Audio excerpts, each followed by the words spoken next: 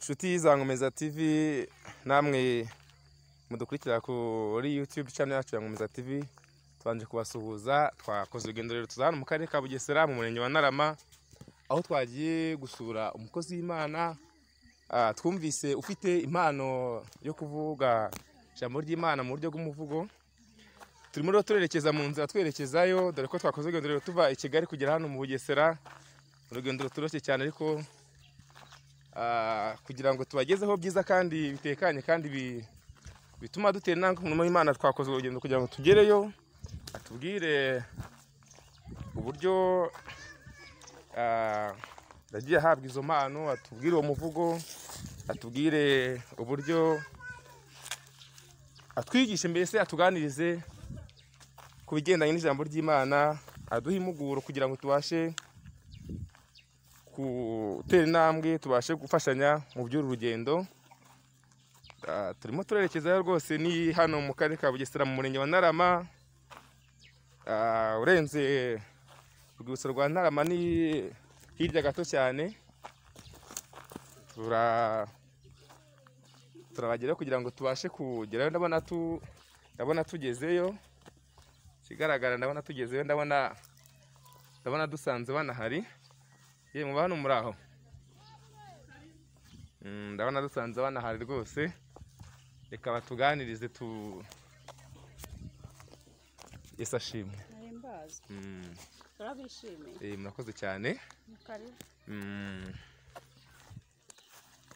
Tuvuye i Kigali, izuba riratwishe, ariko tugira ngo tuze tubasureho tuganire. Waryo n'ahantu hose ariko n'intangane. Murakoze cyane. Nshuti za Nkomeza TV rero, amwe twabwira twagiye mu karere ka Bugesera mu murenge wa Ntarama, twamaze kugerayo. Uyu mubona hano imbere kuri kamera za Nkomeza TV ni umukozi w'Imana ugiye gutangira twibwira. Mwakibwira teze amatwi Nkomeza TV. Murakoze. Nitwa Ayingene Oliva, niyo mazina yanjye. Nkaba ndi umukozi w'Imana. Ndi umuvugabutumwa bwiza bwa Yesu Kristo. Nkaba nkorera umurimo w'Imana mu itorero Kaperinawumu. Nkorera umurimo w'Imana. Oliva, urakoze cyane. Njye rero mugiye kubana muri kino kiganiro ni Aloys niyo twiringiye, umunyamakuru wa Nkomeza TV. Mugiye kubana babashije kubagerera i Bugesera, turi kumwe n'umukozi w'Imana Oliva. Oliva, urakoze cyane kuduha ikaze kandi kugira ngo n'abakurikiye gahunda za Nkomeza TV babashe kumva ibyiza by'ijambo ry'Imana, ibyiza n'imbaraga z'Imana, mbese uburyo Imana yo mu ijuru ikorana nawe. Urakoze cyane. Oliva, twagiye twumva amakuru, tubona za message, batubwira uburyo hano mu karere ka Bugesera, by'umwihariko hano mu murenge wa Ntarama, batubwira amakuru yawe. Twumva amakuru ngo umukozi w'Imana mu bigendanye n'ijambo ry'Imana, ariko by'umwihariko twumva ko ufite impano yo kuvuga umuvugo. Dukora urugendo rero kugira ngo tugere hano, kugira ngo ubashe kudusangiza ibyiza, ubashe kudusangiza iby'uwo muvugo wawe. Twagira ngo tuguhe umwanya, tubanze dusenga Imana. Tuguhe umwanya utugezeho uwo muvugo. Niturangiza turasobanura nyuma kugira ngo tuze kubasha gusobanukirwa neza imva n'imvano, utubwire n'inyigisho iri muri uwo muvugo wawe. Reka dusenga Imana. Data, turagushimiye, turaguhimbaje, turakubashye mu mwanya nk'uyu. Amasaha nk'aya tukuzamura icyubahiro cyawe, shyirwa hejuru uko bikwiye. Waturinze tuva mu mujyi wa Kigali tugeze hano muri murenge wa Ntarama. Waturinze amayira twagenze, twaje ku byuma bitavuga, twaje ku byuma bitabona. Watubereye amaso, uraturebera. Aho byari bicuramye urahaterereza, turatambuka. Izina ryawe ntihabwe icyubahiro. Twageze mu rugo rw'umujakazi wawe Oliva, kuko wabyemeye, kuko wamuhaye iyo mpano yatumye tuva i Kigali tukagera hano hantu. Turinginze bwo agiye kurangurura avuga ijambo ryawe muri uyu muvugo uko wamuhaye. Uhagararane nawe, umukomeze kandi umushyigikire. Mu izina rya Yesu Kristo, amen. Reka tuguhe umwanya utangire tugezaho uwo muvugo. Ni karibu. murakoze. Nk'uko mwabivuze njye nabwiye ko ndi umuvugabutumwa bwiza bwa Yesu Kristo, ngira impano zitandukanye, ngira impano yo kuririmba, ngira impano yo kuvuga ubutumwa mu ijambo ry'Imana, ngira n'impano yo kuvuga imivugo nk'uko nabibabwiye. Yego. Rero umuvugo tugiye kuganiraho muri aka kanya ufite teme ivuga ngo ako gasozi wisigarije niko kazaguta Gehinomu. Burya ni ubuhanuzi, kandi n'ubuhanuzi bwo muri iminsi ya none duhagazemo. Iminsi ya none ni iminsi irimo gutembana benshi, nibihe benshi barimo kugenda basigazwa inyuma n'ibihe duhagazemo, nibihe benshi basa naho babona hari yuko ibi bihe turimo bakwiye kudamarara, ibyo kwita ku iherezo ryabo bikarangira aho ngaho. Nibihe benshi basubiye inyuma bava mu byizerwa bisubira mu byaha. Nicyo cyanteye rero kugenda ndeba kure cyane, bituma mpanga n'umuvugo uvuga gutyo. Kuko narebye mbona hari abantu benshi bitwa ngo barasize, bemeye kuva mu byaha ariko baranga barabihagurukana. Hari ukuntu umuntu yibwira ngo arakijijwe ariko agakiza ko ari ntako. Nicyo cyanteye gukora rero uwo muvugo ufite intego ivuga ngo ako gasozi wisigarije niko kazaguta Gehinomu. Agasozi mvuga aha ngaha ntabwo ari agasozi nk'utu twose tubona tugiye tudukikije hirya no hino. Kumvise uba agasozi ngira ngo ni kano twarenzeho hano wenda kuri arete. Ubwo nayo ngiye kubaza ako gasozi. Wenda mbere yuko utangira nagize ikibazo, wenda ngira ngo wenda arakora umuntu wubaka inzu wenda agasigaza umusozi inyuma bitewe n'uburyo wenda wamunaniye kuwusenya. Nagize ngo ni uwo nguwo. Benshi nyine niko icyo kibazo bakunda kukimbaza. Ntabwo agasozi mvuga aha ngaha ari agasozi nk'utu twose tugiye tudukikije. Agasozi mvuga aha ngaha ni cya cyaha kimitswe mu muntu, aba yarahagurutse akavuga ngo mfashe inzira ngiye gukizwa, ariko cya kindi akagihagurukana, akemera guturana nacyo, akemera kubana nacyo, kandi yitwa ngo arakora umurimo w'Imana. Ako niko gasozi rero mvuga muri uyu muvugo. Oliva, utaratangira umuvugo wawe, murumva ni umuvugo wahaye inyito nziza cyane. Ni umuvugo uko biri kose, nubwo nyimara kumva inyito wawuhaye bihita binyereka wenda andi magambo yandi arimo. Ariko nkakubaza, mbese uyu muvugo mu buryo bwo kuhabwa waje mwiyerekwa, waje nk'ubuhanuzi, waje mu buhe buryo? Wandusobanurire mbese kugira ngo wenda dutangire twinjiramo neza, waje mu buhe buryo? Uyu muvugo rero njya kuwukora, njya kuwuhabwa, numvise ijwi. Yego. Numvise ijwi ry'Imana. Yego. Nagiye kumva numva, nari nicariye, ngiye kumva numva message iramanutse gutya. Imana itangira kunyereka ukuntu abantu bayobye, Imana itangira kunyereka ukuntu abantu bishushanya, Imana itangira kunyereka ukuntu abantu barimo gukizwa badakijijwe. Numva ijwi riramanukiye rivuga ngo ni impange n'interure, mvuga ngo ako gasozi wisigarije niko kazaguta Gehinomu. Mpita mfatiraho nyine umuvugo ndawukora. Yego. Ariko tugiye kwinjira mu mwanya wo kugira ngo utugezeho umuvugo wawe. Ni byiza ko Imana yo mu ijuru umva ko yagusanze iguha umuvugo. Ese wenda uretse Twenga Ngomeza TV uyu mwanya tugusuye, hari ahandi hantu baba batambukije umuvugo wawe? Murakoze.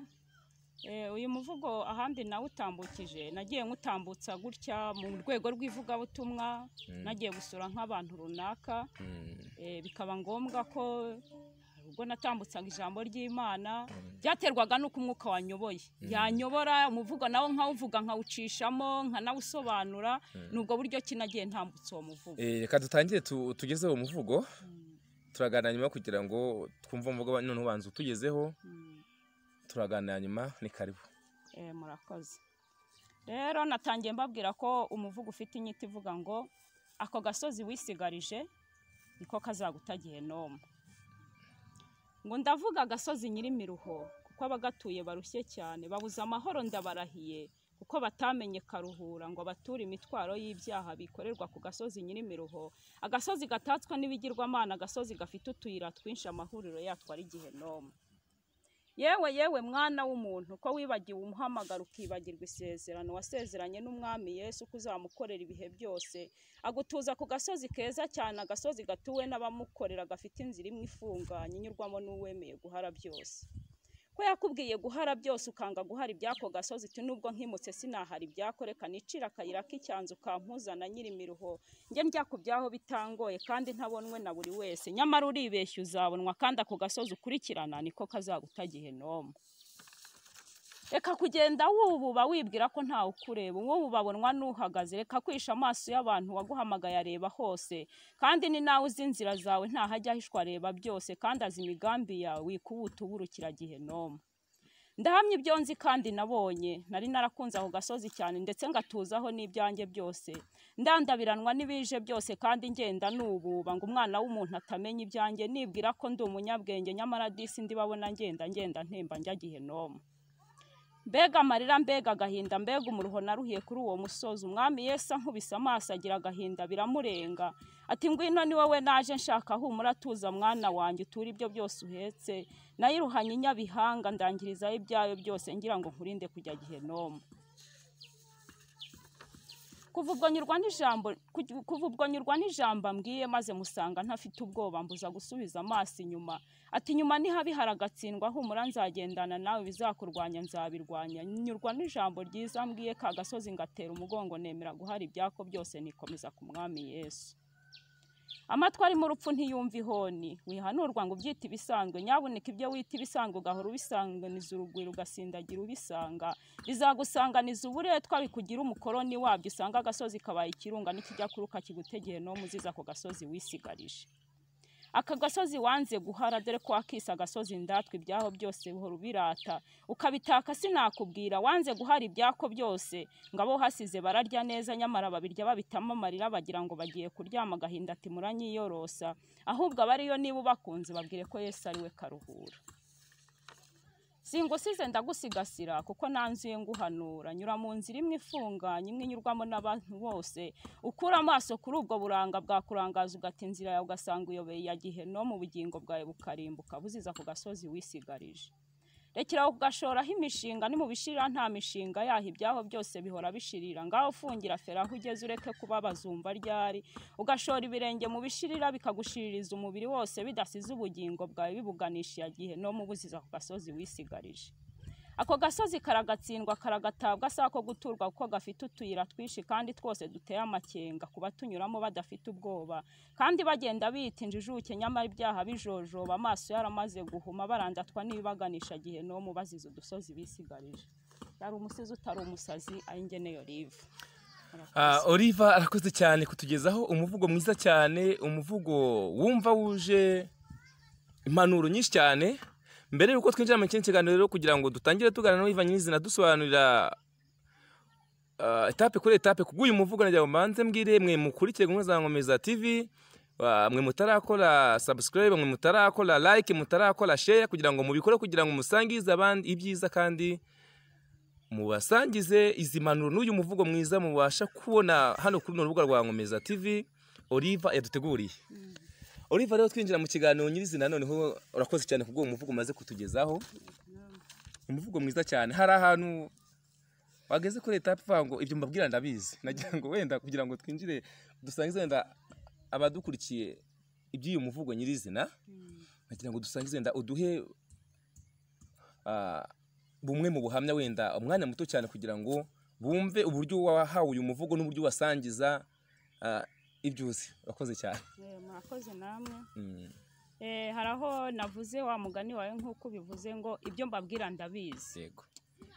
Ibyo mvuga ndabizi cyane, nkuko ngo nge ndahamya ibyo nzi kandi nabonye, niko navuze. Ibyo nzi nabonye rero mpamya muri aka kanya, nkuko Imana yamanukiye ikambwira ukuntu abantu bakizwa, ariko mu gukizwa kabo bakagira utuntu bagenda bisigariza, bakanga guhara. Nanjye nari umwe mu bameze gutyo. Nanjye nari umwe mu bajyaga bahanurwa, babwirwa kureka, babwirwa gusiga, babwirwa kuva mu byaha, narangiza nkagenda igice, sinitange wese. Bampanura ntoya, ibyo ni ibisanzwe, mwabyumvise mu muvugo, haraho nabivuze. Bambwira ntoya ntigeze ubwenge nta cyambasha. Ibyo byose nyamara naribeshyaga, ibyo byose ni ibyanshukaga, kandi nta kindi byose byari bigamije, byahigaga ubugingo bwanjye. Nubwo hari ababinambaho, nubwo hari ababitsimbararaho, bakagenda bahitamo kubyimika mu mitima yabo, bakabigendana bumva ari nk'ifiyeri bagendana, bakabitaka bakabirata nk'uko nabibabwiye, ariko nta kindi biba bigamije. Icyo biba bigamije ni ugufata ubugingo bikabiruhiya Gehinomu. Nanjye rero ibyo bintu byambayeho, ndangije nza guhura n'umwami Yesu, ntangira kumva hari itandukanirizo maze kumwakira ntangira kumva ijwi rye ryiza rimpumuriza ntangira kugenda ngenda mpungukaho gato uyu munsi nkareka iki ejo nkareka iki ntangira kugenda numva amahoro nasanze rero mu mwami Yesu niho hari amahoro nicyo cyatumye nanjye mbabwira ngo wihanurwa ngo ubyite ibisanzwe kuko nanjye bajyaga bampanura narangiza nkabibona ko ari ibisanzwe ariko nyamara maze kubona ko atari ibisanzwe nicyo nabasha kubabwira. Olive urakoze cyane kudusangiza kuri uyu muvugo wawe. Mbere ko dusoza kino kiganiro nagira ngo ugire icyo ubwira abagukurikiranye kuri Nkomeza TV by'umwihariko mbese ugira icyo ubwira umuntu wese uyu mwanya ugukurikiye kuri Nkomeza TV. Murakoze. Jewe icyo numva nasoza mvuga ndumva nasoreza ku ijambo ry'Imana. Murakoze cyane. Kandi nabwiye ko impano zose ndazifite. Yego. Reka turebere hamwe ijambo ry'Imana riri mu rwandiko rwa Petero. Turebere hamwe ijambo ry'Imana riri mu rwandiko rwa Petero. Ndumva ari ryo jambo umwuka yakomeje kunyemeza yuko twaganiraho muri aka kanya. Shuti za Nkomeza TV mwe mwese mwakomeje kudukurikira turacyari mu Bugesera mu murenge wa Ntarama aho turi n'umukozi w'Imana Olive watangiye tugezaho umuvugo akaba agiye kutugezaho n'ijambo ry'Imana. Mwe mwese rero mutarakora subscribe mwe mutarakora like tubasaba kugira ngo mukande aho ku ibara ritukura mukande naho kunzogera kugira ngo gahunda zose za Nkomeza TV zijye zibageraho umunsi ku wundi. Reka dukomeze twumve ijambo ry'Imana n'umukozi w'Imana Olive. Murakoze. Ijambo ry'Imana nababwiye ko nifuza ko nasangiza abantu b'Imana muri aka kanya riri mu rwandiko rwa mbere rwa Petero ibice 4 dusomye duhereye ku murongo wa 7. Ijambo ry'Imana riravuga ngo iherezo rya byose riri bugufi nuko mugira ubwenge mwirinda ibisindisha mubone uko mugira umwete wo gusenga ngariko ikiruta byose mukundana urukundo rwinshi kuko urukundo rutwikira ibyaha byinshi nimwakire neza ijambo ry'Imana. Imana yo mu ijuru nishimwe rero iri ni ijambo ry'Imana ntago ari ijambo ry'umwana w'umuntu iri ni ijambo ryadutanze kubaho twebwe tutarabaho iri jambo ryo ryari ririho. Ijambo rimaze kutubwira ngo iherezo rya byose riri bugufi ariho nababwiye umuvugo ngo wihanurwa ngo ubyite ibisanzwe ahubwo mu byo ukora byose mu byo utekereza byose aho ugenda hose ujye ugendanira ijambo rikubwira ngo iherezo ry'ibintu byose riri bugufi birushaho kugutera n'ishyaka n'umuhate byo kumva ukwiye kwita ku iherezo ryawe kuruta uko wakwita ku bindi bintu.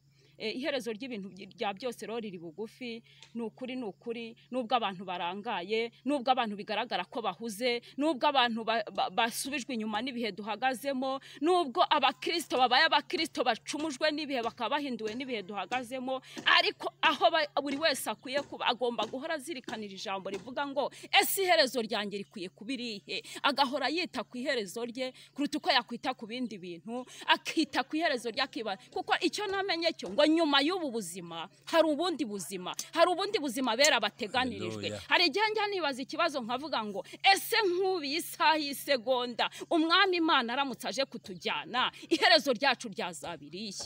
Haleluya. Nicyo cyatumye rero numva iri jambo buri wese akwiye kurizirikana iteka ryose ugahora wibaza ngo ese iherezo ryanjye rizabiri nk'ubu umwami Yesu aramutse agarutse aje kuntwara iherezo ryanjye ryazabirihe. Namenye ko gupfa si bibi njya nkunda kubibwira abantu ahubwo ikibi ni ugupfa nabi ikibi ni ukurimbuka ikibi ni ukugira ngo ubugingo bwawe buzerekere muri rwa rwobo gihe no nkuko nabibabwiye mu muvugo. Niyo mpamvu rero icyo dukwiye guharanira ni ugukiza ubugingo kuruta uko twakiza ibindi bintu. Nyuma yo gupfa nyuma yo kuva muri uyu mubiri uzapfa uyu mubiri uzabora hari ubundi buzima buteganirijwe abera buteganyirijwe abakoreye Imana bakayikorera batayiryarya babandi bemeye guhara byose bakemera gusiga byose abo bateguriwe ubu buzima bushya tuzabamo nk'abana b'Imana. Niyo mpamvu rero nsaba buri wese ko yakwita ku iherezo rye ntarangazwe n'iby'isi kuko ijambo ry'Imana ryatubwiye ngo iherezo rya byose riri bugufi ngo nuko mugira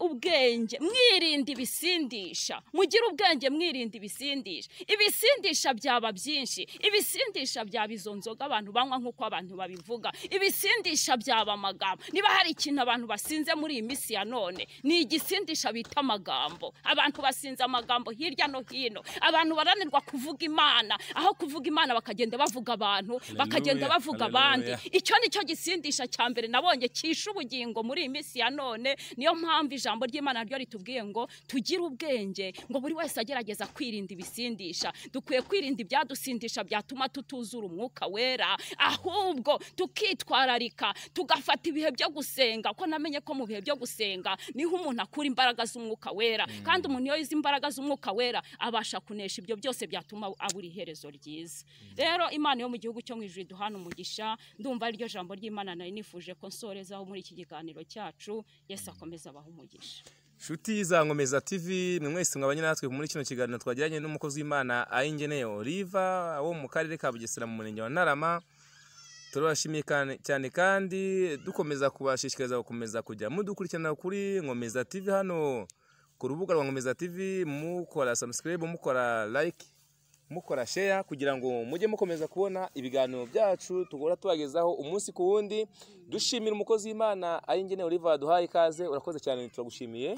Murakoze namwe. Kandi namwe mwese mwadukurikiranye kuva ikiganiro cyatangira kugeza uyu mwanya turabashimiye cyane. Imana mu ijuru ibaho umugisha.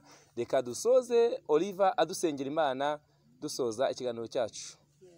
Mana yacu nziza, Mana ikomeye cyane, Mana ifite ubutware n'ubushobozi, twatangiye tugushima kubw'imirimo n'ibitangaza wakoze, na n'ubu turacyagushima kuko uri Imana itabura guseruka mu byago no mu makuba, uri Imana ihora ibana natwe ibihe byose, uri Imana irinda intambwe z'ibirenge byacu uko bwije uko bukeye. Ari benshi batambutse bavuye muri umubiri ariko turacyariho tugihumeka umwuka bazima, izina ryawe rikomeze rihabwe icyubahiro. Tugushimiye ko wabanye natwe muri uyu mwanya twari turimo, rero waturinze ibyagushobora kugaragara nka kirogoya, wabaye mu ruhande rwacu n'ukuri. Ndagushimiye ko wadushoboje ukaduha amagambo y'ubwenge, ndagushimiye ku bwa byose wadukoreye muri uyu mwanya. Mana ntuhabwe icyubahiro. Ngushimiye ku bw'imivugo imaze gutambuka muri aka kanya, ngushimiye jya guhora ku ngoma Imana ku bw'ijambo ryawe ritambutse, ngushimiye ku bw'abashyitsi wohereje kuri uyu munsi wa none kugira ngo tubashe kuganira mwami muri uyu mwanya. Izina ryawe rikomeze rihabwe icyubahiro. Nyemera rero ubwo dusoje Data wera, komeza ubane natwe urushaho kutugirira neza, kandi nunyemere mwami buri wese uzumva ubu butumwa buzagiraho umukura bugire n'ahandi bumushyitsa. Buri wese nyaguhora ku ngoma azafashwe nabwo mu izina rya Yesu Kristo. Ntaba ari